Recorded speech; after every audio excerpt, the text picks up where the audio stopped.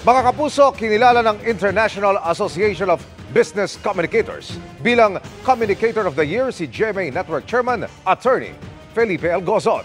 Lubos naman ang pasasalamat ni Attorney Gozon sa natanggap na parangal. Nakatutok si Darlene Kai.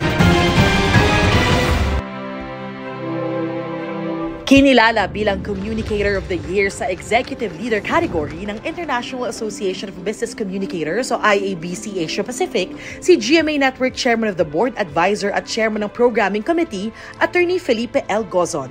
Si Attorney Gozon ang ikatlong Pilipinong nakakuha ng award na ibinibigay sa katangi-tanging leader sa industriya ng komunikasyon. I would like to thank IABC Asia Pacific for this very great honor. Being named Communicator of the Year in the Executive Leader category by a very respected global community of communicators is deeply meaningful to me. This recognition holds even greater significance in a year of convergence. The 55th anniversary of the IABC, the 75th anniversary of our company, GMA Network, and receiving this prestigious award at the age, my age, of 85.